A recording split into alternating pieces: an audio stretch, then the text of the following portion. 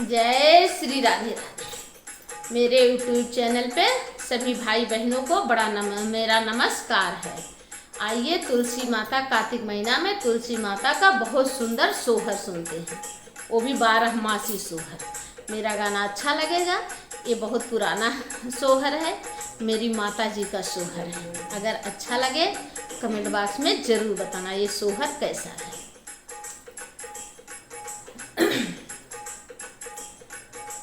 आठ महीना कहो रिलवा कार्तिक जीनी, जन्म्या कार्तिक जीनी जन्म्या हो।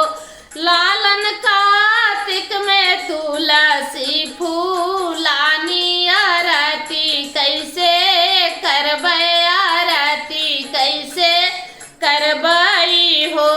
लालन कार्तिक माँ तुलसी बियाहवा दीपक कैसे लेसबै, बियाह कैसे देखबै हो।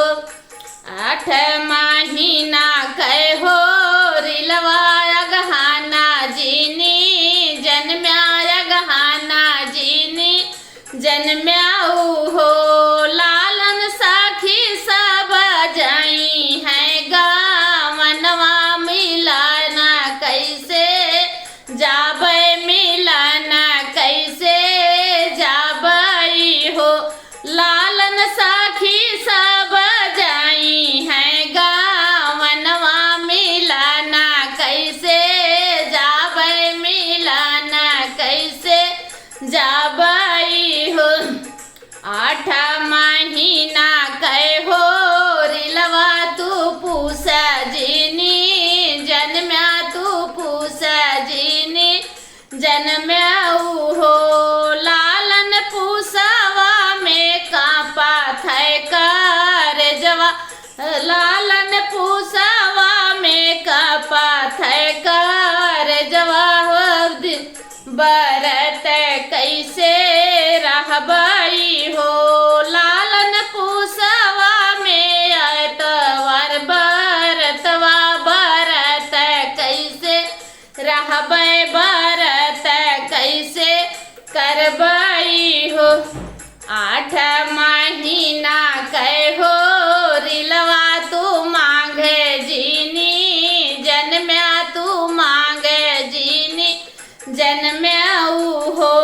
लालन माघवा मामा क्रना हावन संगम कैसे जाबै, नहाई कैसे जाबै हो। 8 महीना कहो रिलवा, 8 महीना कहो रिलवा फागुनवा जीनी, जन्म्या फागुनवा जीनी जन्म्या हो। लालन फागुन होलिका दहनवा देखाना कैसे जाबै, देखाना कैसे जाबै हो। 8 महीना कहो रिलवा तू, 8 महीना कहो रिलवा चैता जीनी, जन्म्या चैता जीनी जन्म्या हो। लालन चैता मैं रामा कै जानमवा, अयोध्या कैसे जाबै, अयोध्या कैसे जाबै सोहरवा कैसे कौबै, दर्शना कैसे करबै हो। 8 महीना कहो रिलवा बैसाख जीनी, जन्म्या बैसाख जीनी जन्म्या हो। ओ लालन बैसाख विष्णु कै महीनवा, पौसाला कैसे देबै तो पनिया कैसे पियबै, सरबता कैसे पियबै हो। लालन 8 महीना कहो रिलवा बजे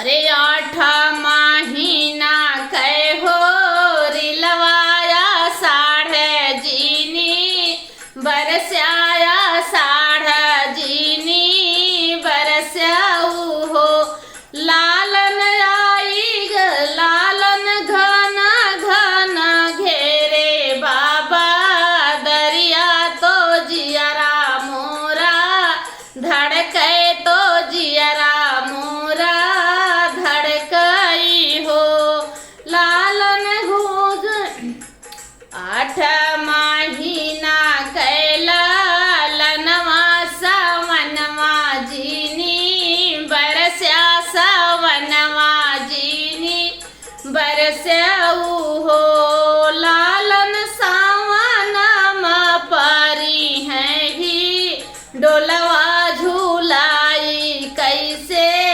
जाबै झूलाई कैसे जाबै हो 8 महीना कैला लनवा 8 महीना कैला लनवा भदवना जीनी जन्म्या भदवना जीनी जन्म्याऊ हो लालन भादव मैं कान्हा कै जनमवा देखाना कैसे जाबै देखाना कैसे जाबै हो लालन भादव माँ परी है कजरिया कजरिया कैसे करबै तो छठी कैसे करबै तो तीज